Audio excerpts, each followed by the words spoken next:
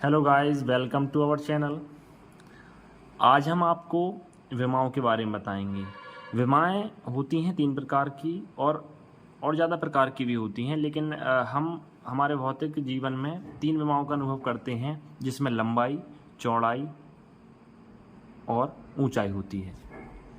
सर्वप्रथम हम बात करेंगे पॉइंट की, जिसे हिंदी में बिंदु कहा जाता है।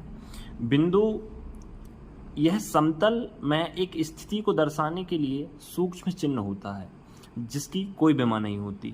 बिंदु में ना लंबाई होती है, ना चौड़ाई होती है, ना ऊंचाई होती है। इसी प्रकार अब हम आकृतियों पर आते हैं। अब हम आपको बताएंगे एक विमीय आकृतियों के बारे में।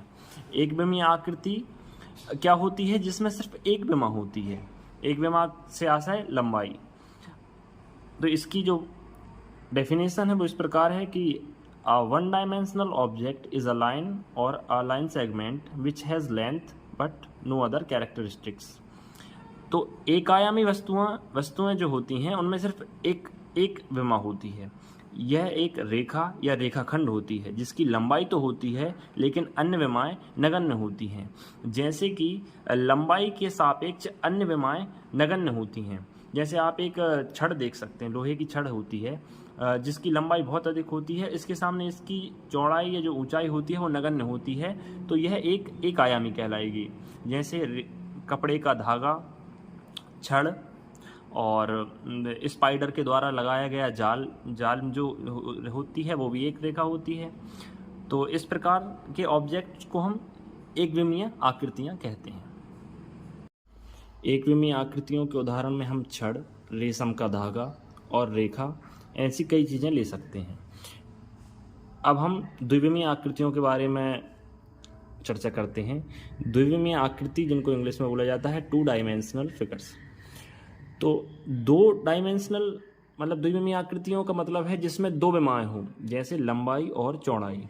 ऐसी कई चीज़ें होती हैं जिसमें सिर्फ लंबाई और चौड़ाई होती है, ऊंचाई नगण्य होती है या होती ही नहीं है या फिर नगण्य होती है। जैसे हम एक पेज लेते हैं, पेज में लंबाई और चौड़ाई तो होती है लेकिन इसकी मोटाई लंबाई और चौड़ाई की सापेक्ष नगण्य होती है या बहुत कम होती है, इसलिए इसको जीरो माना जाता है।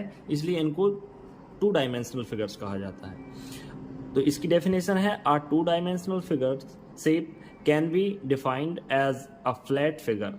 इसको एक समतल आकृति के रूप में भी जाना जाता है। अ shape that has to dimensions, length and width. एक ऐसी आकृति जिसमें दो डायमेंशंस होती हैं, लेंथ और विड्थ, लंबाई और चौड़ाई। और 2D shapes do not have any thickness. इसमें जो द्विविमीय आकृति होती हैं उसमें कोई भी मोटाई नहीं होती है। ठीक है, वस्तुएं जिनमें दो विमाएं होती हैं द्विविमीय आकृति कहलाती हैं।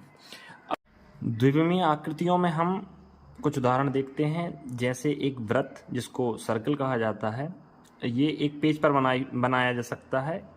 दूसरी आकृति है त्रिभुज, जिसको ट्रायंगल कहा जाता है। ये तीन भुजाओं वाली एक आकृति होती है।